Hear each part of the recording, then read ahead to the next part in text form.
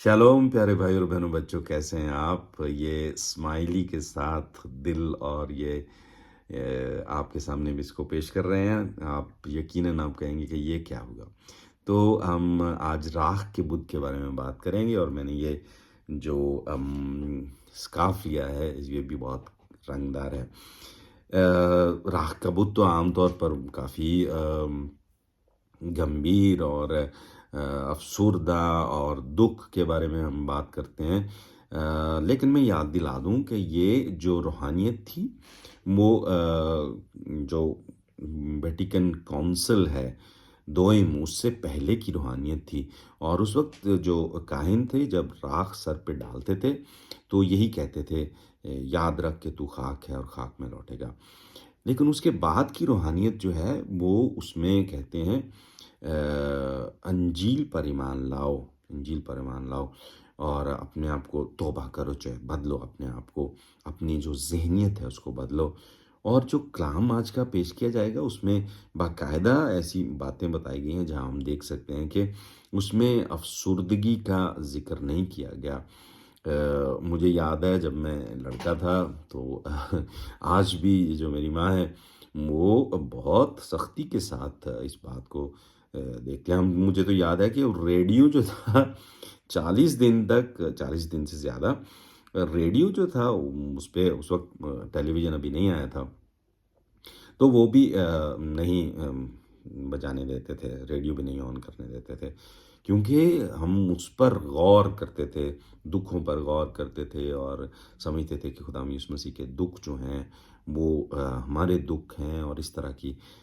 ہم وہ روحانیت جو تھی وہ کافی مقبول تھی۔ لیکن ویٹیکن کونسل دوئم کے بعد یہ زیادہ واضح کیا گیا ہے، اور آج جو ہے کلام مقدس کے ترجمے بہتر سے بہتر ہوتے جا رہے ہیں، جہاں پر دکھایا گیا کہ خدا یسوع مسیح اصل میں کیا کہنا چاہتے تھے۔ آئیے پہلے کلام مقدس کی تلاوت سنتے ہیں، پھر اس کے بعد اس پر بات کرتے ہیں۔ ہم مقدس متی کی انجیل سے اس کا 6واں باب ہے، اس کی پہلی 6 آیتیں اور پھر 16 سے 18 آیت تک۔ خبردار، پہلے خدا یسوع مسیح کہتے ہیں، خبردار اپنے راستی کے کام لوگوں کے سامنے دکھانے کے لیے نہ کرو، نہیں تو تمہارے باپ کی طرف سے جو آسمان پر ہے تمہیں اجر نہ ملے گا۔ پس جب تو خرائط کرے تو اپنے سامنے ترہی مت پجوا، جیسے ریاکار عبادت خانوں اور کوچوں میں کرتے ہیں، تاکہ لوگ ان کی تعریف کریں۔ میں تم سے سچ کہتا ہوں کہ وہ اپنا اجر پا چکے۔ مگر جب تو خرائط کرے تو جو تیرا دہنا ہاتھ کرتا ہے وہ تیرا بایاں ہاتھ نہ جانے، تاکہ تیری خرائط پوشیدہ رہے، اور تیرا باپ جو پوشیدگی میں دیکھتا ہے تجھے بدلہ دے گا۔ اور جب تم دعا کرو تو ریاکاروں کی مانند نہ ہونا، کیونکہ وہ عبادت خانوں میں اور بازاروں کے موڑوں پر کھڑے ہو کر دعا کرنا پسند کرتے ہیں، تاکہ لوگ انہیں دیکھیں۔ میں تم سے سچ کہتا ہوں وہ اپنا اجر پا چکے۔ لیکن جب تو دعا کرے تو اپنی کوٹھڑی میں جا اور دروازہ بند کر کے اپنے باپ سے پوشیدگی میں دعا کر، اور تیرا باپ جو پوشیدگی میں دیکھتا ہے تجھے بدلہ دے گا۔ پھر ہم 16ویں آیت میں آتے ہیں، اور جب تم روزہ رکھو تو ریاکاروں کی مانند اپنا چہرہ اداس نہ بناؤ، کیونکہ وہ منہ بگاڑتے ہیں تاکہ لوگ انہیں روزہ دار جانے۔ میں تم سے سچ کہتا ہوں وہ اپنا اجر پا چکے۔ لیکن جب تو روزہ رکھے تو سر پر تیل لگا اور منہ دھو، تاکہ آدمی نہیں بلکہ تیرا باپ جو پوشیدگی میں ہے تجھے روزہ دار جانے، اور تیرا باپ جو پوشیدگی میں دیکھتا ہے تجھے بدلہ دے گا۔ انجیل مقدس کے وسیلے سے ہماری تمام خطائیں معاف کی جائیں۔ تو میں آپ کو یہ بتا رہا تھا کہ یہ جو پہلے ویٹیکن کونسل سے پہلے کی جو روحانیت تھی اور ویٹیکن کونسل کے بعد کی جو روحانیت ہے، مجلس جو اس کے بعد کی جو روحانیت ہے، اس میں بہت فرق ہے۔ خدا یسوع مسیح پہلا جو لفظ ہے وہ وہی اس میں کہتے ہیں خبردار، یعنی دھیان رکھو۔ کس بات کا دھیان رکھنا ہے؟ کہ جو تم کر رہے ہو وہ دکھانے کے لیے نہ ہو۔ ہمارے اندر یہ بہت بڑی خواہش ہوتی ہے کہ ہم دکھاوا کریں، جتنا دکھاوا جیسے اپنے آپ کو دکھانے کے لیے ہم اپنے آپ کو ایسے دکھا سکتے ہیں، یہ دکھانے کے لیے یہ میرے پاس کافی سارے اسمائلی ہیں، تو میں بار بار ان کو استعمال کرتا رہوں گا۔ دکھاوے کے لیے نہ ہو، کیونکہ تمہارے باپ کی طرف سے جو آسمان پھر تمہیں اجر نہ ملے گا۔ ہم اجر کی بات کریں گے کہ یہ اجر کیا ہے۔ پہلی بات خدا یسوع مسیح کہتے ہیں جب تو خرائط کرے تو اپنے سامنے تر ہی مت بچوا۔ یہ اس وقت کا رواج تھا کہ جو لوگ ایک نذرانہ لے کر جاتے تھے تو وہ آگے جو بینڈ باجے اور وہ اس طرح دیکھتے تھے، اور پھر جو ہفتے کے دن یہ ہوتا تھا، اور جب جو اب عبادت خانے کا مالک ہے، سردار ہے، وہاں پر جو لیڈر ہے، وہ ان کو دعوت دیتا کہ وہ آگے آ کر بیٹھیں، اور عبادت کے بعد کھانے کے لیے بھی ان کو دعوت دی جاتی تھی۔ تو خدا یسوع مسیح کہتے ہیں کہ ایسا مت کرو۔ اور پھر یہ بھی ہوتا تھا کہ وہ جو بڑا بینڈ کے ہوتا ہے نا، جو تانبے کا بڑا سا جو ایک ہی ہوتا ہے، وہ اس کی آواز آتی ہے، اس میں سکے ڈالتے تھے تاکہ لوگ ایک دفعہ مڑ کر دیکھیں کہ یہ کس نے، جتنے زور سے سکے ڈالتے یا جتنے اوپر سے ہاتھ ڈال کے اس کو ڈالتے تھے تو اس کی زیادہ آواز آتی تھی۔ خدا یسوع مسیح کہتے ہیں کہ ایسا مت کرو۔ یاد رہے کہ جو عبرانی زبان ہے اس میں خرائط کا لفظ ہے نہیں، خرائط کا لفظ استعمال نہیں کیا گیا، وہاں پر لفظ ہے صدقہ، صدقہ۔ جو صدقہ جو ہے وہ صدقہ دینے والا نہیں بلکہ صادق سے، یعنی راست بازی سے، یعنی انصاف کرنے کے حوالے سے کہا۔ تو خدا یسوع مسیح کہتے ہیں جب تم انصاف کرو گے تو خرائط دینے کی ضرورت نہیں پڑے گی۔ تو یہ دھیان رکھنا کہ تم اس حد تک مت پہنچو کہ تمہیں خرائط کرنی پڑے، تمہیں صدقہ یعنی تمہیں انصاف کرنا جو ہے وہ کرنا چاہیے۔ انصاف، اگر تم انصاف کرو تو پھر جو ہے وہ خدا کا جو اجر ہے وہ تمہیں ملے گا۔ یہ خدا کا اجر کیا ہوتا ہے؟ خدا کا اجر یہ ہوتا ہے کہ یہ نہیں کہ آپ مرنے کے بعد بہشت میں جاؤ گے، یہ اس کا اجر ہے، بلکہ وہ کہتا ہے کہ جو لوگ ابھی یہ خرائط کر رہے ہیں تو لوگ مڑ مڑ کر ان کو دیکھتے ہیں، ان کے لیے تالی بجاتے ہیں، تو ان کے لیے تو یہ اجر ہو گیا۔ لیکن جو تم یہ کر رہے ہو تو تمہارا اجر یہ ہے کہ تمہارا چہرہ جو ہے وہ باپ کے چہرے سے، خدا باپ کے چہرے سے ملتا ہے، تمہارے جس نے تمہیں پیدا کیا ہے، تمہارے خالق کے ساتھ ملتا ہے، اور جب اس خالق کے ساتھ تمہارا چہرہ ملتا ہے تو یہ تمہارا اجر ہے، یہ تمہاری بڑھائی ہے کہ تم اپنے پیدا کرنے والوں کے ساتھ تمہاری شکل ملتی ہو، یہ اس کی طرف سے اس کا اجر ہے۔ تو اور دوسری بات یہ ہے کہ جب خرائط کرو تو دوسرے کو حقارت سے مت دیکھو، کیونکہ خرائط کرنے کا مطلب یہ ہوتا ہے کہ تم اوپر سے ایسے ہاتھ کر رہے ہو اور نیچے کوئی ہے جو ہاتھ ایسے کھول کے بیٹھا ہے۔ تو خدا یسوع مسیح کہتے ہیں یاد رکھو کہ تم اور وہ ایک ہی باپ کے بچے ہو، اور اس باپ کے بچے ہونے کی وجہ سے ان کو بھی خدا کا بیٹا یا بیٹی جانو، اور جب تم ان کو خدا کا بیٹا یا بیٹی جانو گے تو پھر تمہارے اندر یہ غرور پیدا نہیں ہوگا۔ اگر ضرورت پڑے تو ان کی مدد کی، لیکن یہ مطلب مستقل نہیں ہونا چاہیے، کیونکہ اگر ہم انصاف کے حوالے سے کام کریں گے تو یہ ضرورت ہی نہیں پڑے گی۔ دوسری بات، جب تم دعا کرو تو ریاکاروں کی مانند نہ ہونا، کیونکہ وہ عبادت خانوں میں اور بازاروں کے موڑوں پر کھڑے ہو کر دعا کرنا۔ اس وقت اس جگہ پر جو ہیکل ہے وہاں پر 2 وقت جو مقرر کیے گئے تھے جب قربانی گزرانی جاتی تھی، 9 بجے صبح اور 3 بجے دوپہر کو۔